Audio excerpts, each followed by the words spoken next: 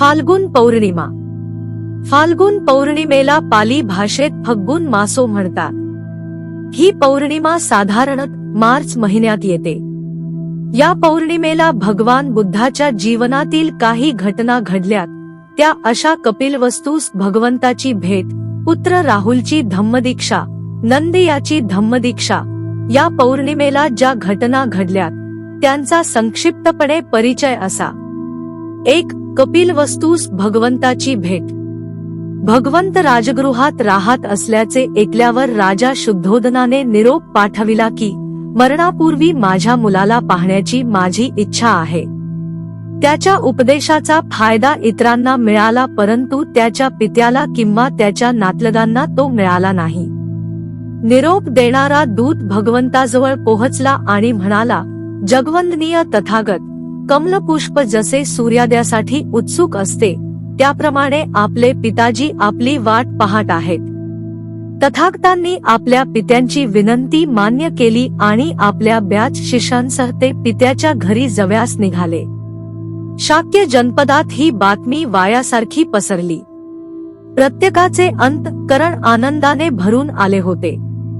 शुद्धोदन व महाप्रजापती नातलग व मंत्री यांच्यासह भगवंतास भेटण्यास निघाली. पित्यासमोर भगवंत बसताच राजा शुद्धोदनाच्या भावना उचंबळून आल्या. त्याला स्वतःच्या मुलाचा अभिमान वाटत होता. तो दुःखात आनंद आणि आनंदात दुःख मानू लागला. पुत्राचा निश्चय पाहून त्याने आपल्या भावना दाबून टाकल्या. पिता शुद्धोदन म्हणाला, मी तुला माझे राज्य देईल तरी ते तू मातीमोल मानशील.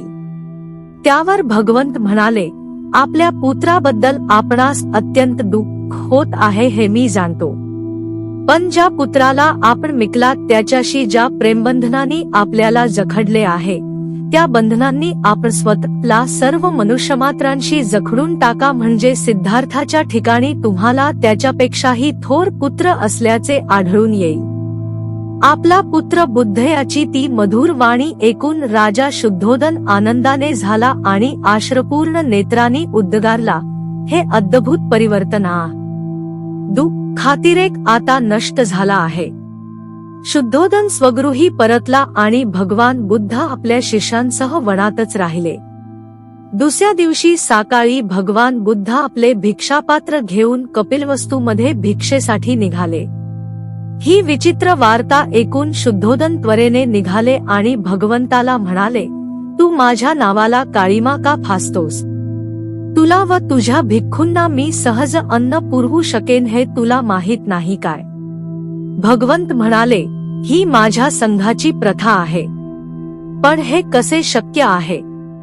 असे शुद्धोदनाने विचारताच भगवंत म्हणाले, आपण राजाचे आहोत असे तुम्ही व तुमच्या वंशीयांनी वाटल्यास म्हणावे, परंतु मी प्राचीन बुद्धाचा वंशज आहे. ते आपले अन्न भिक्षा मागून मिळवीत असता आणि भिक्षेवरच ते नेहमी आपला निर्वाह करीत असत. शुद्धोदन निरुत्तर झाला. तथागत पुढे म्हणाले, जर आपण आपल्या सुख स्वप्नातून मुक्त व्हाल, आपले अंतःकरण सत्यासाठी उघडे कराल, आपण सदाचार बाळगाल आणि स्तंभाचा मार्ग स्वीकाराल तर आपल्याला शाश्वत आनंद लाभेल. शुद्धोदनाने हे सर्व शांतपणे ऐकले व म्हटले, बाळा, तू जे म्हणतोस त्याप्रमाणे वागण्याचा मी प्रयत्न करीन. 2. पुत्र राहुलची धम्मदीक्षा.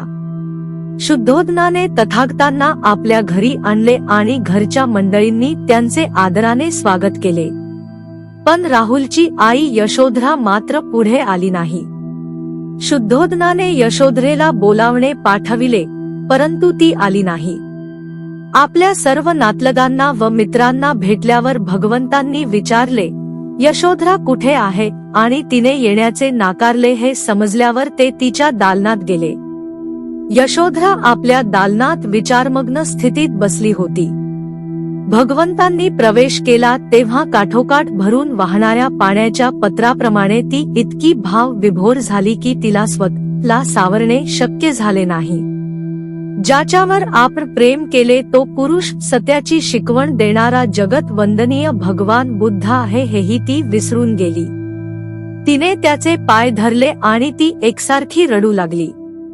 तिचे दुःख शब्दातीत होते. तिच्या ह्या उदात्त वृत्तीमुळे तिच्या आध्यात्मिक पुण्याईच्या कीर्तीत भर पडली होती आणि तिला अद्वितीय व्यक्तिमत्व प्राप्त झाले होते. त्यानंतर यशोधरेने 7 वर्षे वयाच्या राहुलला राजकुमारच्या वैभवाला साजेसे कपडे घातले आणि ती त्याला म्हणाली, महान ब्रह्माप्रमाणे दिसणार तेजस्वी चेहऱ्याचा हा सत्पुरुष तुझा पिता आहे. मी अजूनही पाहिल्या नाहीत अशा द्रव्याच्या मोठमोठ्या खाणी त्यांच्याजवळ आहेत. त्याच्याकडे जा आणि ती संपत्ती तुझ्या ताब्यात देण्याविषयी त्याला विनंती कर, कारण पित्याची मालमत्ता वारसाहक्काने पुत्राकडेच आली पाहिजे. राहुल उत्तरला, कोण माझा पिता? शुद्धोदनाखेरीज दुसरा पिता मला माहीत नाही. यशोधरेने मुलाला उचलून घेतले. तेथून जवळच भिक्खूंच्या बरोबर अन्न सेवन करीत असलेल्या भगवंताकडे खिडकीतून बोट दाखविले आणि ती राहुलला म्हणाली, तो बघ तुझा पिता शुद्धोदन नव्हे. राहुल भगवंताकडे गेला आणि त्याच्या चेहऱ्याकडे पाहून प्रेमपूर्ण स्वरात म्हणाला, आप माझे पिता आहात ना? आणि त्याच्याजवळ उभा राहून तो म्हणाला, श्रमणा, आपली छाया देखील आनंदमय आहे. भगवंत शांत राहिले. भोजन आटोपल्यावर तथागतांनी त्याला आशीर्वाद दिला आणि ते राजवाड्यातून जाऊ लागले. परंतु राहुल त्याच्या मागोमाग गेल त्याच्याकडे आपला वारसाहक्क मागू लागला. कोणीही त्याला आडविले नाही. स्वत भगवंतानेही त्याला प्रतिबंध केला नाही. सारीपुत्ताकडे वळून भगवंत म्हणाले, माझा पुत्र आपला वारसा मागतो आहे. चिंता आणि दुःख उत्पन्न करणारे नाशवंत असे धन मी त्याला देऊ शकत नाही, परंतु ज्याचा कधीही क्षय होणार नाही अशा पवित्र जीवनरूपी धनाचा वारसा मात्र मी त्याला देऊ शकेन. राहुलला उद्देशून अत्यंत आस्थेने तथागत म्हणाले, सोने, रुपे आणि रत्ने यापैकी माझ्याजवळ काहीही नाही, परंतु आध्यात्मिक धन स्वीकारण्यास तू तयार असशील आणि ते वाहून नेण्याइतका व जतन करून ठेवण्याइतका तू समर्थ असशील तर असले धन माझ्याकडे विपुल आहे. माझे आध्यात्मिक धन म्हणजे ज्यांनी आपले जीवन वाहिले आहे अशांच्या संघात प्रवेश मिळावा अशी तुझी इच्छा आहे काय? राहुलने निश्चयपूर्वक उत्तर दिले, होय. राहुल भिक्खू संघात सामील झाल्याचे जेव्हा शुद्धोदनाने ऐकले तेव्हा त्याला अतिशय दुःख झाले. श्रामणेर राहुल सुसंस्कृत होता, आज्ञाधारक होता. बुद्धाने राहुलला जो उपदेश दिला तो अमरठिका राहुलवाद सुत्तात नोंदविला आहे. राहुलने ध्यानात प्रावीण्य मिळविले. पुढे त्याला अर्हतपद प्राप्त झाले. 3. नंद याची धम्मदीक्षा. सिद्धार्थ गौतमाचा सावत्र व मावस भाऊ म्हणजे नंद. तो महाप्रजापती गौतमीचा पुत्ररत्न होता. महाप्रजापती गौतमीने सिद्धार्थास दुग्धपान करविले आणि आपले बाळ नंद यास दाईच्या हवाली केले. महाप्रजापतीने सावत्र आई या शब्दाचा अर्थच बदलवून टाकला. भगवान बुद्ध जेव्हा कपिलवस्तू आले होते ते भोजनाप्रात भगवान बुद्धाने आपले भिक्षापात्र नंदच्या हातात दिले, त्यास आशीर्वाद दिला. ते भिक्षापात्र नंदकडून परतन घेता पुढे चालू लागले. युवराज नंद भगवान बुद्धाच्या मागोमाग चालू लागला. भगवान बुद्ध कोणत्याही क्षणी भिक्षापात्र परत मागतील असे त्याला वाटले, पण भगवंताने ते मागितले नाही. त्यामुळे नंद बुद्धाच्या मागे आदराने चालत राहिला. राजकुमार नंद बुद्धाच्या मागोमाग भिक्खू संघासह जात आहे हे लक्षात येताच त्याची सुविद्य पत्नी त्याच्या मागे धावत निघाली आणि म्हणाली, हे राजन मागे फिरा. जा कातर स्वर नंदच्या हृदयात शिरला. तो खिन्न झाला, परंतु बुद्धाप्रती असलेल्या आदरामुळे त्याने भिक्षापात्र बुद्धाला परत केले नाही. बुद्धाच्या तात्पुरत्या निवासापर्यंत नंद सोबत गेला.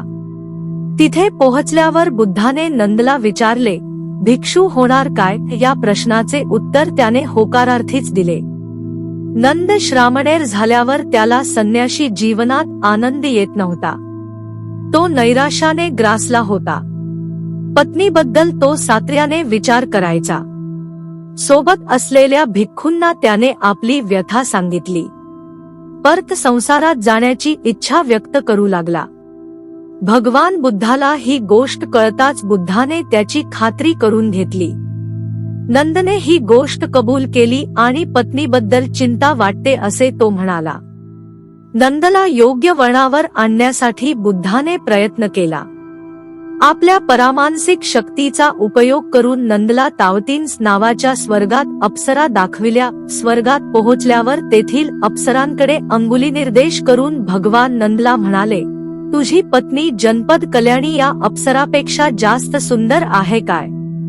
नंद म्हणाला, अप्सरा अधिकच सुंदर आहेत. बुद्ध म्हणाले, आनंदित हो नंद. मी सांगतो तसे केल्यास या अप्सरा तुला मिळतील, तसे मी वचन देतो. नंद म्हणाला, असे असल्यास मी खुशीने भिक्खूचे पवित्र जीवन जगेन. नंदची ही मनोवृत्ती भिक्खूंच्या लक्षात येताच ते त्याचा धिक्कार करू लागले. त्यामुळे नंदला हे लज्जास्पद वाटले. तो प्रामाणिकपणे साधना करू लागला आणि अल्पकाळातच त्याने अरहतपद प्राप्त केले. त्यानंतर नंद भगवंताकडे आला आणि म्हणाला, भगवंत, मी आपणास एका वाचनातून मुक्त करू इच्छितो. ते वचन आहे, मी सांगतो तसे केल्यास या अप्सरा तुला मिळू शकतील. बुद्ध म्हणाले, नंद, सांसारिक वस्तूंचा मोह जेव्हा तू त्यागलास आणि तृष्णारहित झालास त्या क्षणीच मी वचनमुक्त झालो. नंदची प्रवजा ही फाल्गुन पौर्णिमेला झाली होती. भवतु सब्ब मंगल. साधू साधू साधू.